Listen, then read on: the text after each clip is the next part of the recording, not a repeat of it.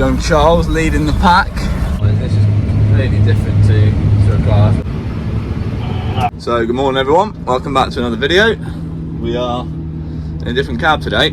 We're in the 9.90. So we're just moving the headers and got the fronts on the back. Usually I would call it a combine and say we got the header on the back, but we're in Australia, so I'll try and keep to the lingo. But yeah, we've got a bit of a journey ahead of us. I don't know how far it is, but yeah, moving to the next paddock, and then, which I presume is Barley. So we've got Gaz in front now, and looks to be a Fendt combine, which I think is actually our neighbours.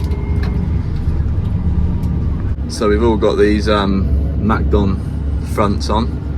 That one's not a flexi one, that's a rigid. The one that I've got on the back is a flexi. So we're cutting away now in the Barley, going about 7k. We're not pushing it at the minute. Just about to have some lunch. Box of carrots, protein bar, and a zero sugar Powerade. So we're just unloading now. Joe's in the T9. Always load the first load in the chaser over the wheels, so obviously you've got the weight. So yeah, it's yielding 5 tonne a hectare, about 37 tonne an hour at the minute. It has been up to about 50 tonne in a pace or two. But yeah, this has got the auto combine, so it does everything itself apart from your concave. Yeah, so you could probably put a monkey on this and you'd be alright.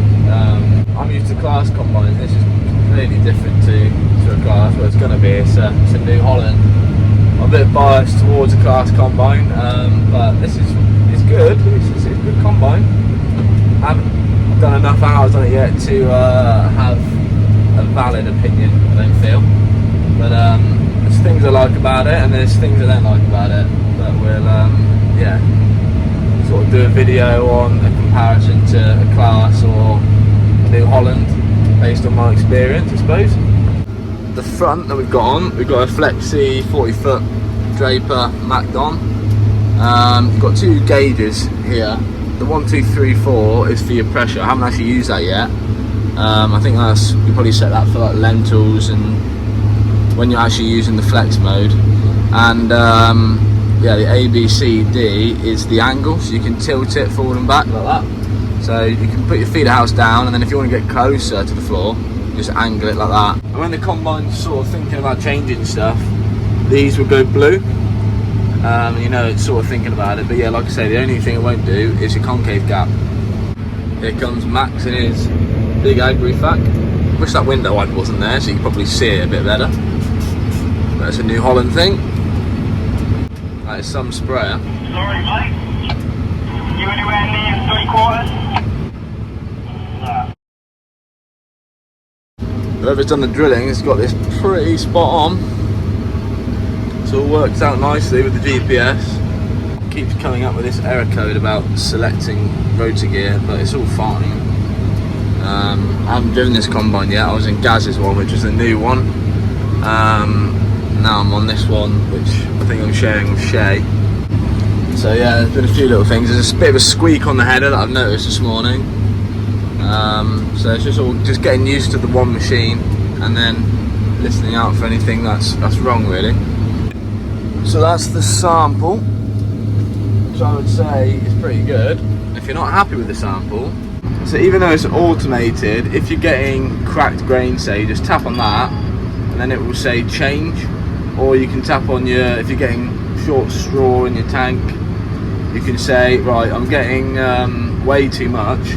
So you press that and then it will adjust the sensitivity and adjust it for you.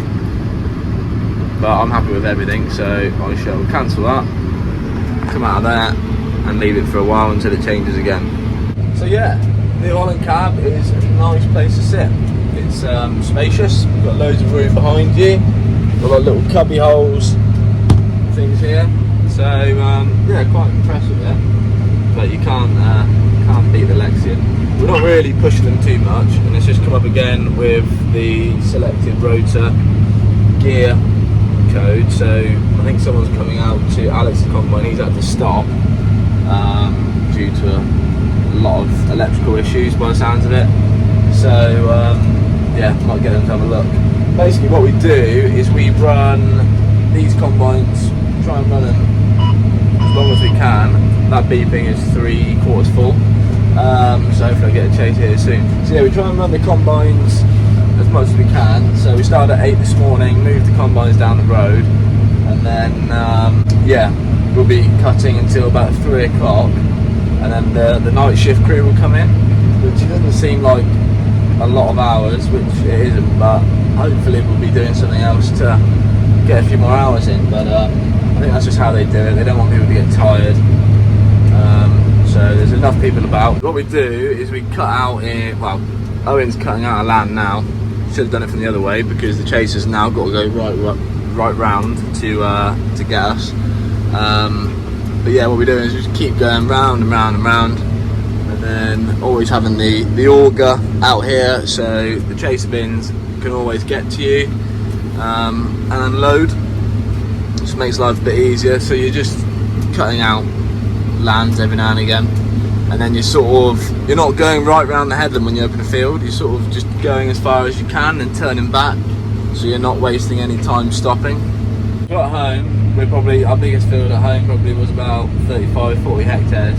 So we'd just go round the field, and if we got to stop, we got to stop to unload. So that's what we did. But here they just like to carry on, which makes sense. It's just little things. Like when I get to the end, every run, I always just scan the bar just to make sure that there's no knife sections gone or anything. I'm always looking like now, but you can't see really in the middle, so it's always just to get in the habit of just looking across your front. You guys probably don't know about what I've done at home and stuff the last few years.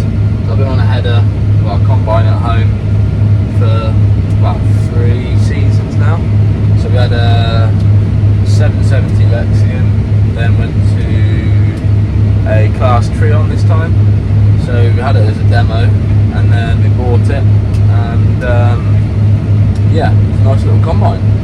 So sitting around 7k.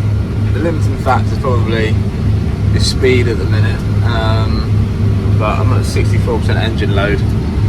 Could go a bit more, a lot more actually. So go into there, go into target ground speed, put it to 7.5, and then see what, not 75, put it to 7.5 and see what our losses come out at, and then go back to run screens. Now we're sitting at 7.5 kilometers an hour. So from what we've done there by upping the speed, the returns have gone up a bit, and a little bit more on the sieve losses. So we'll just dial it back a bit more. So you can set the strategy to how you want it to run on the auto. So strategy here, you can set your max engine load. It's going nowhere near 85, but I'll put it to 90 or 100 if I wanted to, and it'd be fine. Limited loss, so you can have best grain quality, limited loss, or maximum capacity. We are running them on limited loss. That's what we've been asked to do.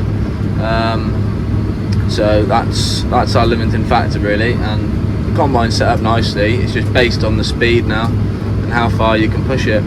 So Owen is now empty, and hopefully he makes it to the other end. Otherwise I'll have to unload, which I'm going to need to in a minute because I'm 3/4 full, and then overtake him. But yeah, it's nice to be working close to another combine, and this thing still keeps coming up. I think someone needs to look at it. So we're getting on pretty well. Done a fair bit of the field now. We've had a few substitutions, so everyone else has got off their combines and they've got new people on them now. I'll be cutting off this one shortly in maybe about an hour or so. But yeah, it's going pretty well. Apart from that, keep coming back up. I think it must be a sensor dirty. It's still pretty good, but it's still fine. But when we pull up, we'll just have a little look and make sure everything's okay and clean. Just like that, demoted. Now I've just got to help just do a bit of grain bagging.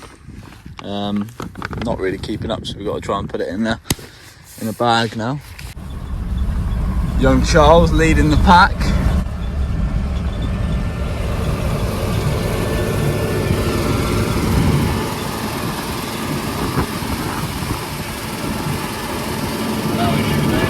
thank you all for watching the video. I hope you all enjoyed it.